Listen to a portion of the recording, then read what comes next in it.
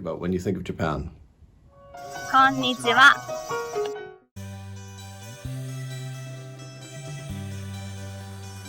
Konnichiwa.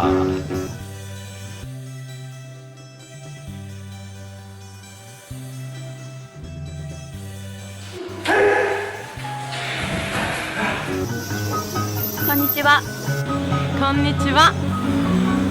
I think that's where I will be moving next. Once I'm finished with this Canadian experience, then... Konnichiwa. Of the modern writers, Haruki Murakami is, I think it's safe to say, the most popular nowadays. Everyone on YouTube seems to have a different pronunciation for his name, so I'm going to call in a local, very local, she lives in this apartment with me, Japanese expert, and she's going to help me with the pronunciation of the author, Haruki Murakami, and the title of this book, The Wind-Up Bird Chronicle. Haruki Murakami. And how do you say? Nejimaki Dori Chronicle. So there you go. This book is quite a labyrinth of mystery. Even if I tried to tell you 50% of what was in this book, the video would be an hour long. I mean, there's a lot that happens in this book. So just very quickly, there's a man, he's quit his job, he's staying at home, his wife is working, she works at a magazine, and one day he gets a pornographic telephone call. It's a bit weird. Later his wife calls him, says, you know, our cat has been missing for a week. Please go look for the cat. And so he does. While he's looking for a cat, he meets a girl from nearby. She's a 16-year-old girl who is staying home from school. She says that she will help him look for the cat, and perhaps if he's not working, he would like to help her with her little part-time job, which is she goes down to downtown Tokyo and she assesses the baldness of the men who are passing by, going from A, with quite a lot of hair, to C, quite bald. Okay, and then his wife calls him and says, would you please talk to this woman? I've contacted a psychic and she will help us look for the cat. And by the way, the cat has the same name as her brother, his brother-in-law, who is some kind of an evil entity. So the psychic woman, whose name is Kreta Kano, contacts him, and because the cat is named after the brother-in-law, this poses some problems, and then he meets the psychic sister, Malto Kano and Kreta Kano, named after the Greek islands. What happens next? Oh, and then his wife doesn't come home from work one day, so he doesn't care too much about the missing cat, and now he's more out of his mind, wondering what happened to his missing wife. Oh, and in a local abandoned home, there is an empty well. He feels that he should go down into the well and meditate on what is happening, and perhaps this will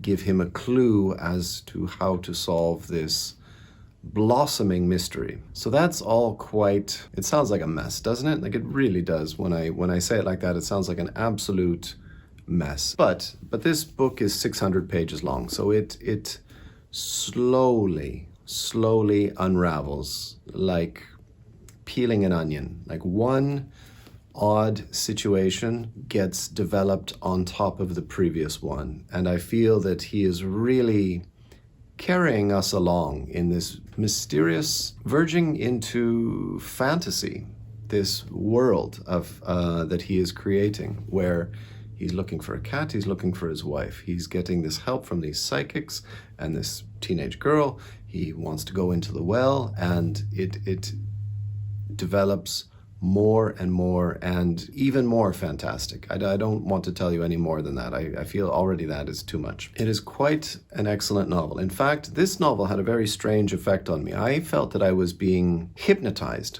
while I read this book. When you wake up in the morning very slowly and you're still half dreaming and you're wondering, was that a dream or did that actually happen in my life?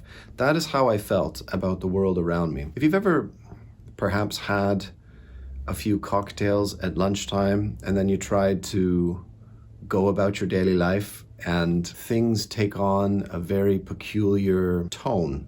I had lunch with an old friend of mine and we had some wine, at lunch. We had a bottle, two of us. I met another friend, and the plan was to go up to the top of the CN Tower, which is, if you don't know, it's a very tall tower in Toronto. It has this extra fast elevator. It was so amusing and entertaining for me while I was in the elevator, like a little, just slightly intoxicated, because the situation was so novel to me. I felt weird. I felt like my brain was a bit like, wow, entertaining. I kept laughing and smiling to myself. And this book makes me feel this way. This book makes me feel that I'm in a slightly altered state of consciousness, like a slight step away from reality as I was reading this book. Hello? Hey. What are you doing? Do you want to come over here and help me? I'm okay.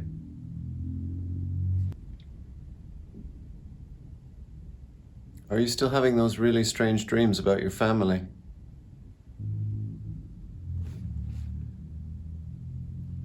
Can you be quiet, please? I'm reading. However, I do have some criticisms of this book. I believe if you're an editor and you're popular, let's say popular, the most popular Japanese author of modern times sends you a manuscript this big, I think you ought to be heavy with your editorial pen. I think you should be a bit free about removing certain lines and passages which are quite extraneous. Now, this is a question though, because I wonder, in the original Japanese, it sounds a lot better than it does in English. And all of a sudden I come to a line which is just so, God damn, man, did that have to be in there? I'll give you a couple of examples just because it really pulled me right out of the narrative, and I'm not criticizing Murakami at all. I'm criticizing the editor who didn't say, man, we've got to take those lines out. Okay, so here's one. He's describing a statue in a garden, so a garden statue.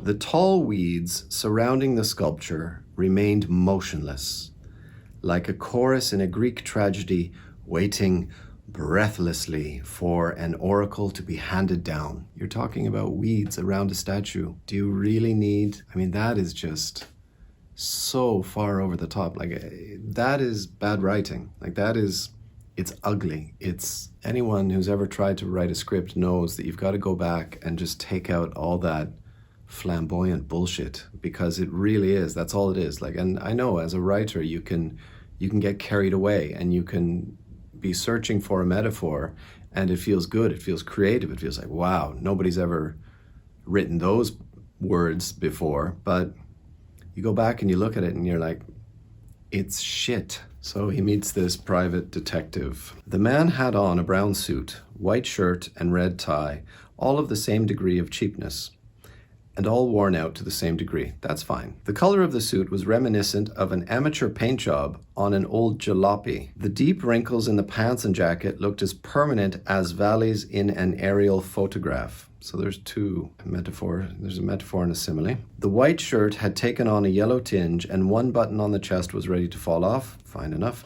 It also looked 1 or 2 sizes too small, with its top button open and the collar crooked. Well, fine enough again, but really, you're really going for it with the shirt here. The tie, with its strange pattern of ill-formed ectoplasm, looked as if it had been left in place since the days of the Osmond brothers. He's disheveled, ratty, unkempt. That is a failing of this book for sure. Now, when I was a young man, I liked those flourishes. I thought they were creative. I thought they were spicy. I thought they were really like, oh, I like that. That's pizzazz. But then I think you mature a bit as a reader, and those flourishes, those flamboyant, like, oh, look at me, here I am as a writer, I think you tend to hate them. Because the authors, perhaps unintentionally, most likely unintentionally, they're drawing attention to their own little, oh, look at this creative thing that I'm doing here. Isn't it marvelous? It's annoying, it's irritating, it's too grandiose. There are those colorful books with a lot of metaphor, with a lot of flourish, and they're very fun, very dynamic, they're exciting. And then there are the stripped down, take out all the adverbs, a couple of adjectives here and there, but don't overdo it. Restrain yourself. That is a personal criticism. I think If you're a younger person reading this book, you're going to enjoy it. And as an older person, it's still very good. It's a mystery, and it gets into the paranormal.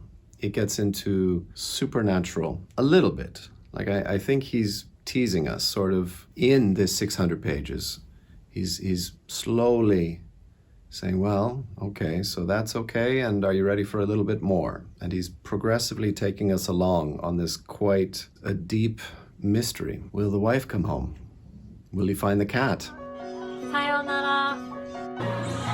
さようなら。またお待ちしております。 Haruki Murakami. And this, well, it's quite big. It might take you a while. It took me a really long time to get through it. Like it just kept getting stranger and stranger. Okay, all right. Thank you very much for watching. Support me on Patreon. That would be nice. You can help me fill up the new bookcase. さようなら。さよなら。さよなら。さよなら。 When I think about Japan, I think about this. He tryna now. I ain't getting loud. Better calm down before I smack your ass down. I need my drum, bass, high. Catch me my snare, string, horn. Yes, I need my tune. Side, right, left. Is it, look at here.